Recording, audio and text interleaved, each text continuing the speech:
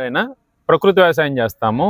శ్రీ సుభాష్ పాలేకర్ కృషి విధానంలో దేశవాళీ విత్తనాల అభివృద్ధి, అలాగే విజయరామ్ గారు ఆయన ఆదేశాల మేరకు ఇలాంటి మన ఈ సబల భోజనాల పండుగలు అనేటటువంటిది కూడా ఆర్గనైజ్ చేస్తుంటాం అనమాట. 2024లో ఇక్కడ భోజనాలు ఏర్పాటు చేసాం. అదే మాదిరిగా ఇప్పుడు మళ్ళీ ఇక్కడ ఒక పండుగ వాతావరణాన్ని క్రియేట్ చేయాలనే ఉద్దేశంతో ఏప్రిల్ 1, 2026 నుంచి ఏప్రిల్ 5 వరకు 5 రోజులు భోజనాల పండుగ, అంటే ఒక పండుగ వాతావరణాన్ని ఇక్కడ క్రియేట్ చేస్తున్నాము. దానికి అన్ని చేతివృత్తుల వారు, అలాగే ఉత్తరాంధ్రలో ఉండే అంతరించిపోయినటువంటి సకల కళల్ని ఇక్కడ ప్రదర్శించాలనేటువంటి ఒక సంకల్పంతో ఇక్కడ మనం వర్క్ చేస్తున్నామండి. ఇక్కడ ఆర్గనైజ్ చేసేది మొత్తం అంతా ఎస్పీకే రైతులు, అలాగే గోదావరి ప్రకృతి వ్యవసాయదారుల సంఘం, అలాగే మిద్దె తోటల వాళ్ళు కానీ, అలాగే మన పర్యావరణవేత్తలు కానీ, వీళ్ళందరం కలిసి పనిచేస్తున్నామండి.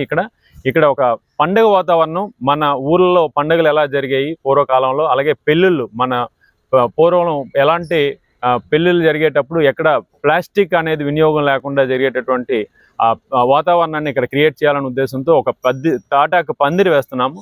ఆ పందిరిలో అలాగే ప్లేట్లు కూడా తీసుకురావాలనేటటువంటి సంకేతాన్ని ఇచ్చాము. ఎవరు ప్లేటు, గ్లాసు, అలాగే చేతి సంచి కూడా తీసుకురావాలి. ఇక్కడ ఘన వ్యర్థాలు ఎక్కడ కూడా మనం ఉండకూడదు, ఎక్కడ ఎటువంటి ప్లాస్టిక్ అనేది లేకుండా చూడాలనేటటువంటి కాన్సెప్ట్తో చేస్తున్నామండి. అలాగే మన దేశవాళీ ఆవులు, అంతరించిపోయినటువంటి ఆవులను కూడా ఇక్కడ మేము ప్రదర్శిస్తున్నాము. అలాగే పిల్లలకు కూడా వాళ్ళకి మనం కొన్ని రకాల ఈ గోశాలల నిర్వహణ గురించి కానీ, అలాగే సీడ్ బాల్స్ తయారు చేయడం కానీ, పిల్లలకి జీవన విద్య గురించి కానీ, అలాగే యోగా క్లాసెస్ కూడా ఉదయం 5 గంటల నుంచి పిల్లలకి యోగా క్లాసెస్ ఎలా ఏంటనేది సస్టైనబుల్ గోశాలలో ఉండాలనేటువంటి సంకల్పంతో ఇక్కడ చాలా రకాలు మేము వర్క్షాప్లు కూడా ఆర్గనైజ్ చేస్తున్నాం. ఆయుర్వేద డాక్టర్లు కానీ, పంచగవ్య డాక్టర్లు కానీ, అలాగే ఇక్కడ నాడీ వైద్యం కూడా ఉచితంగా నాడీ వైద్యం కూడా పెడుతున్నాం అన్నమాట.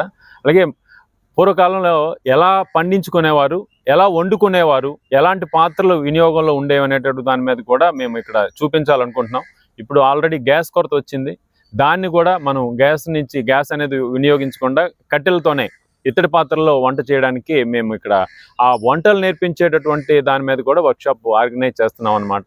సో ఇదంతా మీరందరూ వచ్చి ఈ తెలుగు రాష్ట్రాల నుంచే కాదు, దేశ నలుమూలల నుంచి కూడా వస్తున్నారు.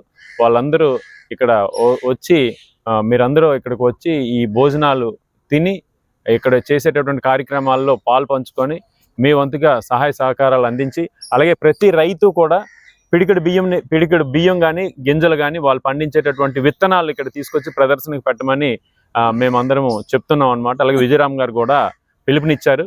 ప్రతి ఒక్కరూ వాళ్ళ ఇంట్లో ఉండేటటువంటి పురాతన వస్తువులు కూడా ఇక్కడ ప్రదర్శనకు పెడుతున్నాం అనమాట.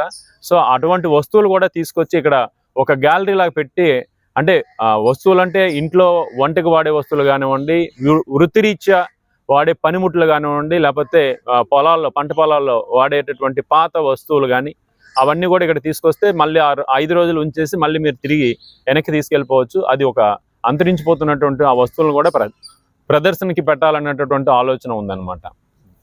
అందరికీ నమస్తే అండి.